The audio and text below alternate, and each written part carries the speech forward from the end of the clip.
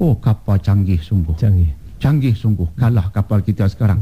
Ada kepak, di bawah kepak tu ada bilik-bilik besar. Kemudian kata Dr. Muhammad bin Muhammad Abu Syahbah, ulama menemui ini dalam kitab tafsir. Cuma ulama tafsir yang meriwayatkan, mereka meriwayatkan untuk memberitahu kami tahu hadis ini, tapi berhati-hatilah kamu. Mereka tak berhati-hati. Mereka terus terima dan sebarkan di surau dan masjid seolah-olahnya dia sabda Nabi.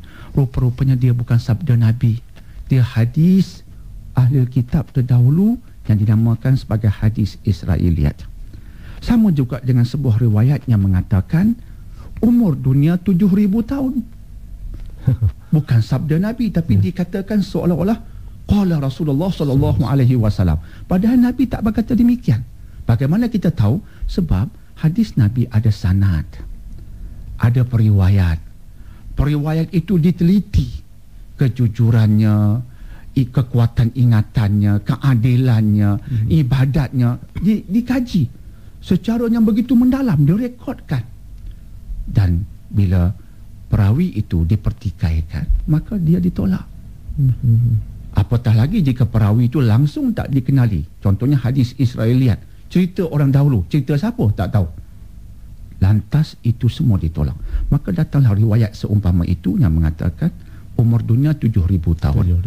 Padahal saintis yang mengkaji mengatakan umur dunia ialah 4,5 bilion tahun, bukan 7,000 tahun. Jadi inilah antara perkara yang kita nak sebutkan supaya akhirnya kesimpulannya ialah bila kita bercakap tentang agama, sumbernya mesti betul terlebih dahulu. Jangan sekadar orang berkata, oh Nabi bersabda terus kita terima pakai. Ya, Nabi SAW, kita muliakan baginda, tapi takut orang kata Nabi kata padahal Nabi tak kata. Itu yang kita nak kena hati-hati. Jadi jika orang bercakap tentang agama, sandaran itu perlu kita teliti. Jika daripada Quran, kita teliti tafsirannya. Sumber tafsiran dari mana? Quran kita tak pertikaikan ayatnya, tapi tafsirannya dari mana? Jika hadis, kita nak kaji dari mana juga. Adakah dia sahih? Kemudian tafsirannya juga daripada mana? Itu pertama. Dan yang kedua, jika Quran dan hadis tak bicarakan tentang isu itu, terutama isu duniawi lah, tentang makanan, minuman kan, maka kita perlukan rujukan kontemporari. Contohnya yang merujuk pada pandangan sains yang diiktiraf. Baru kita terima pakai. Jangan kita berkata, oh kepala ikan jangan makan. Siapa kata? Nabi tak kata. Saintis kata macam mana? Kaji dulu. Sebab ia aspek-aspeknya perlu kepada satu sumber yang kuat. Bila itu kita lakukan, insya-Allah barulah agama ni cantik.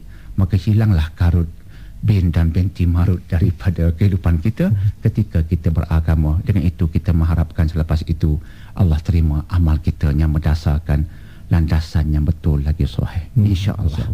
Halo, Assalamualaikum. Assalamualaikum Tuan Yaakob. Assalamualaikum. Assalamualaikum Dr. Daniel. Waalaikumsalam. Saya Pak Suman. Ada satu soalan. Apa hukumnya dalam Islam jika seseorang itu hidupnya tak ada langsung pegangan tentang agama, tetapi dengan lagak karut marutnya ada setengah orang tertarik dengan karut marutnya itu? Apa pendapat doktor?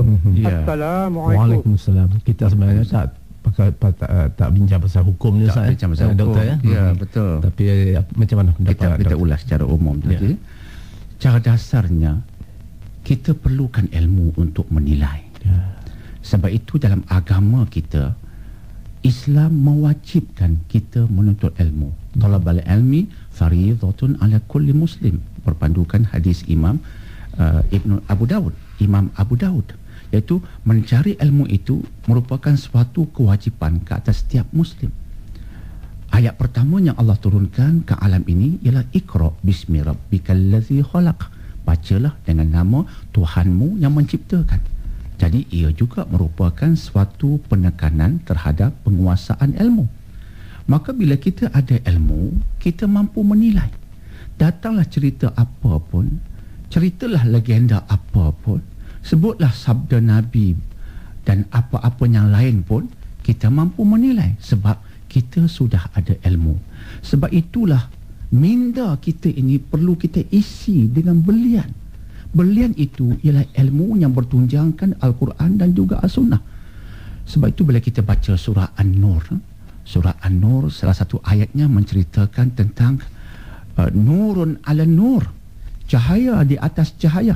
Allahu nurus samawati wal ardh, Allah itu cahaya di langit dan juga di bumi. Dan di hujung ayat itu Allah mengatakan nur ala nur. Nur itu cahaya, cahaya di atas cahaya. Ulama tafsir, contohnya tafsir Ibnu Katsir mengatakan cahaya di atas cahaya artinya cahaya iman yang disemarakkan, dicantikkan lagi oleh cahaya Al-Quran. Maksudnya kita sudah beriman, alhamdulillah, itu sudah cukup baik.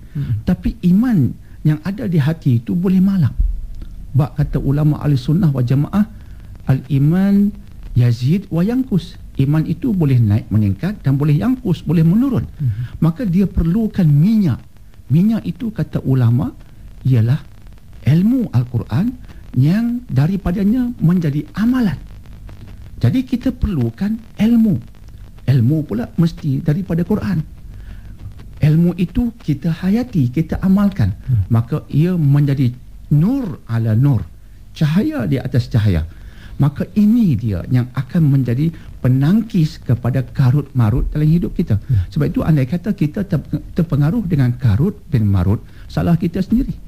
Salah orang itu sendiri yang tak persiapkan dirinya dengan penangkis yang memampukannya menilai dan kemudian menangkis apa-apa yang karut dan juga marut.